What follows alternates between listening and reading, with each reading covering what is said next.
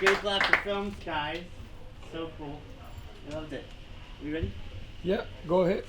If you could, please say your name, the title of your film, and what is it that you learned in making this? In other words, what were you most affected by with your experience? And it could be any parts of the medium, like visual, the sound, whatever. Like, how did those elements help you make this film? Can I start? Yeah, you can. Okay. Well, I'm Jorge, and the short movie was The Void, El Vacío. And question. I mean, I guess for me, I learned that the most difficult part for this story, at least, was the pace, because I didn't want to just tell a short story. It was more like trying to transmit the emotions. And if I was just telling the story, then if I went too fast, then it didn't feel right. And very slow, maybe it's dangerous, for the audience. So yeah, I learned that it was quite difficult. Well, my name is Erevan Lopez, and I presented Argo 2, and this is the third project that I present here, but the first one wasn't made, so it's interesting to see it 1 year before, sorry. And of course, you learn that you have to do certain things to evolve in animation, and with your art, what you want to transmit, and with the visuals and also the sound. So for me, it was a great learning process, and this 1 month experiment in sci-fi was very interesting. So let's see. I'm Eric Jimenez. I did Bike Life Sonia, and I guess one of the challenges is that this was my first kind of like short documentary. I kind of want to make it into like a series where I follow different people that ride scooters throughout New York City and maybe even beyond. And so one of the challenges is like documentaries are a little harder, I guess, for certain people, but it's harder for me because you kind of like make the movie after, you write afterwards, like during editing. So it was so hard, just like kind of switching from fiction to documentary. It was like this is much harder, but yeah. Hi, I'm Crystal Rivers, and mine was for Ozempic, and that was just a little. I had a callback for SNL, and so we have to do these like 5-minute sketch video, and so this was a little part of one of the sketches I submitted. Hi, my name is Lev. My film was My Name is Danya, the first one.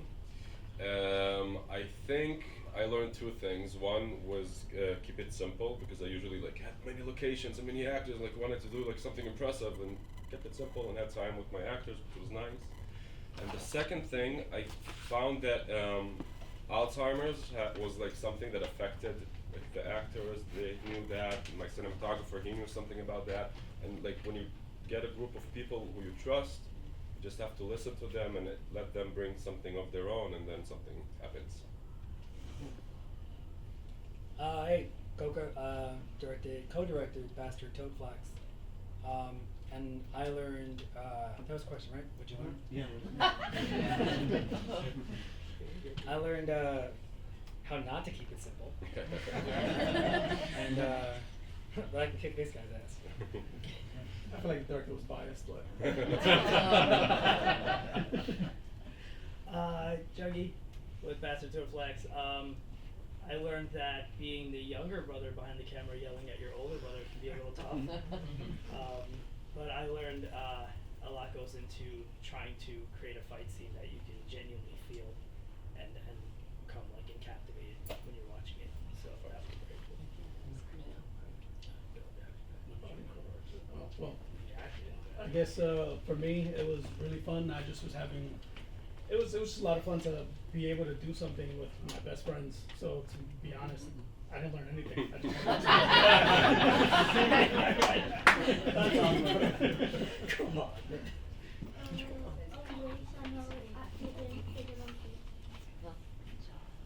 Great job.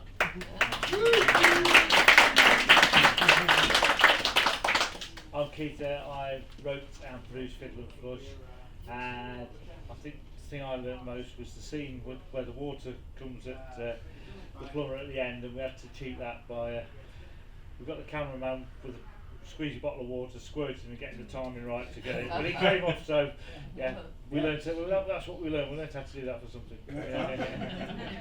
You did a great job. Thank you so Awesome much. special effect. I'll open it up to the floor for any questions. Let's go, guys. Questions. Every question is good. Yeah, no judgment. Go ahead. So, did you have a fight coordinator, or did you just go as you went? This guy right here. Nah, man, we just studied. I mean, the budget was under 20. We wanted to get an actor, but couldn't afford the body transformation, so it was a lot of, alright, fuck it, I'll do it. A lot of YouTube, a lot of books. We sat in the basement for hours. Oh, I was yelling at them for hours. Yeah. Yeah. So you'd be surprised if I mean, all the information's out there, man. Like everything. And we'd be at the rehearsal studio right here between Champions and I forget the other one, Ripley's. And we actually rehearsed in the smallest room they have to offer, just to make it as realistic as possible. And then if you understand the story arc of actual fight scene, came together. And then we had to change everything 2 weeks before because I broke my foot. Oh, wow. So you did that with the broken foot? To be fair, it was a torn tendon, the Liz Frank. But yeah, in between takes, I'm wearing a boot. I got ice on it. Oh. You know, we had no choice. I mean, it was a year. We had to do it. So yeah. So we changed everything to make it work. Sucked. And a lot of the scenes were actual contact because it made it look real. So we got bruised up so bad afterwards. Yeah, we were hurting for weeks, but we were fine. Wow. Cool. Any other questions? This is for the only woman on stage. Can you tell us more about your film? So I forgot to say what I learned. This was given to me on a Wednesday, this assignment to create as many characters as I could in a 5-minute period and then write sketches around it. And it was due by Friday at 9 a.m. And so I felt really overwhelmed at first and was like, this is not enough time to write, shoot, edit, produce my own thing where I'm doing all of this work. But I just went for it, and I started writing as soon as I got it, and then the next day I knocked it out, and I think I shot that one in like 3.5 hours with all the characters and all the locations around my apartment complex in Hollywood. And yeah, it taught me that sometimes when I'm in over my head and I feel like I can't do something, I just have to keep going. And it's kind of been that way for my entire life, and being able to laugh at myself and laugh at what I'm going through. I actually did have a side effect to a medication that caused leukemia in 2016. And so that's where I got the idea for Ozempic, and seeing these commercials now that are just like the side effects are worse than what they're treating just blows my mind. So, yeah. There were a few questions. Yes. For Bastard Toe Flags, was there an actual inspiration for why you chose that storyline, or did it just make sense for you? I hate that question. I don't know. I just had an idea. A lot of my ideas come from just I don't know. I guess minimalism. You know, I got some truckers in the family, and so you look at things. You're like, hey, what could I use? What could I do with this? And then I was like, hey, a pretty gnarly idea. If there was an underground fight club for blue collar workers, and if cops couldn't find it because, I mean, if you've ever been to a truck stop, there's like hundreds of trucks, half the engines are running. I mean, what if one of them had a fight club in it? I was like, that's a pretty cool story. So, yeah, and that's it. That's. I think I was probably in the shower when I thought of it.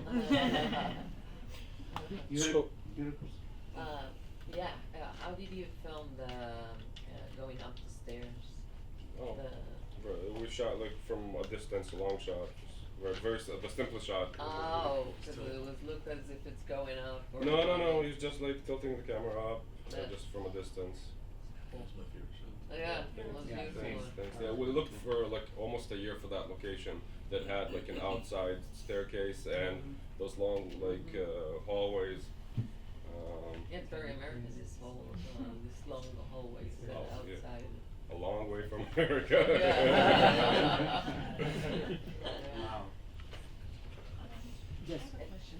First of all, congratulations to all of you to do this, because it's really hard to bring your vision to life and go through all the technical, nuances of it. This is a question for all of you. What lesson did you learn from making your film? Anyone? What valuable lesson did you come out of from, producing your film?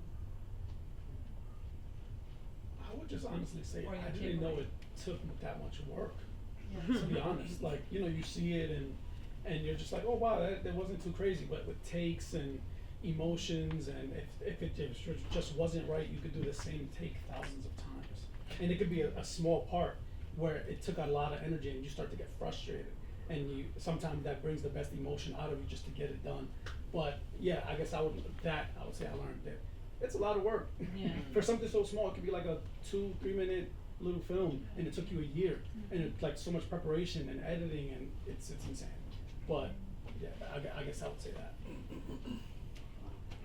I guess sometimes I learned that sometimes you just gotta just do it, just get the ball rolling, and it becomes like a snowball effect, and you get more creative as it goes along, and you just kind of give yourself a little push just to get it done. Don't worry about money, this, that. You can do movies on $0, and you can do it on your phone.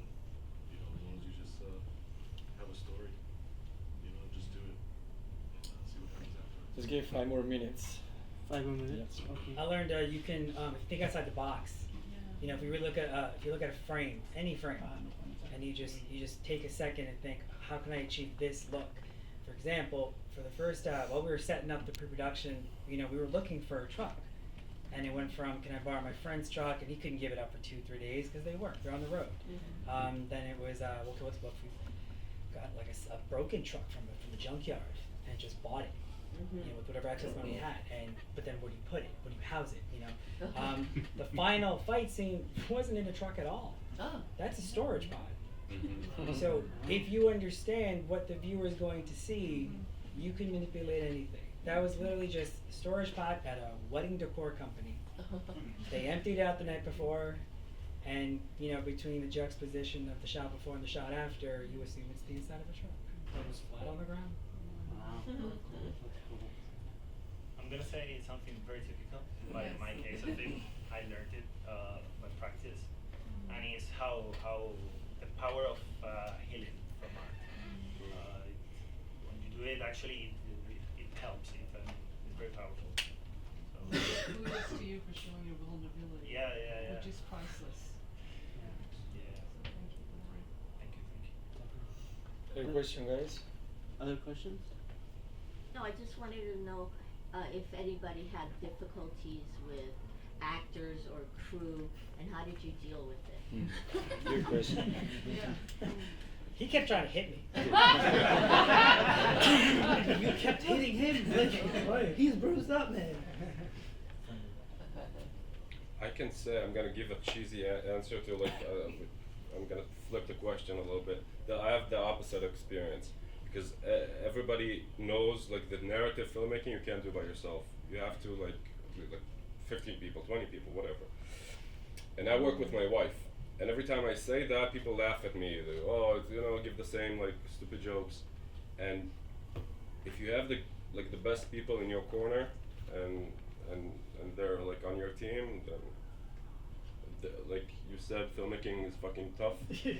So when you have that, then you're good. You're set.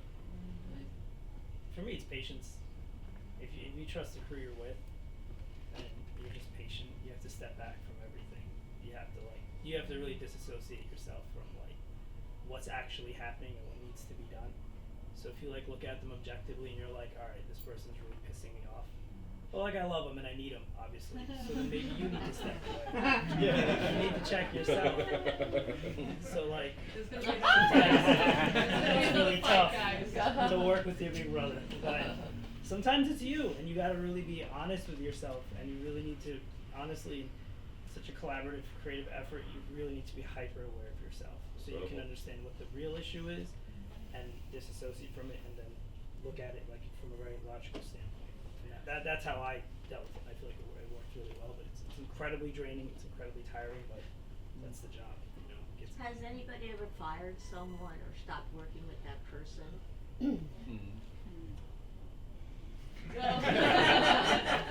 that statement.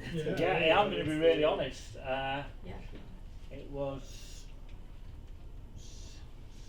7 years ago now. It was halfway through probably the most expensive film I ever made, and a very serious film.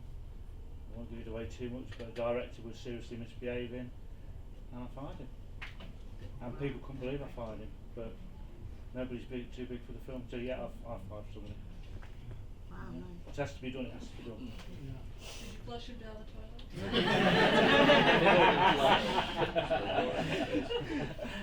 Possibly comments. Cool. All right. One more question. Anybody? I can say I realized that my neighbors did not recognize me with wigs on. So they had their kids outside running around, and then they were like, "We didn't know it was you filming back here. You should have told them to be quiet." I was like, "I'm not going to tell your kids to be quiet." But as soon as they realized like it was one of the neighbors, they brought their kids. Cool. All right. Well, thank you, everyone. For applause.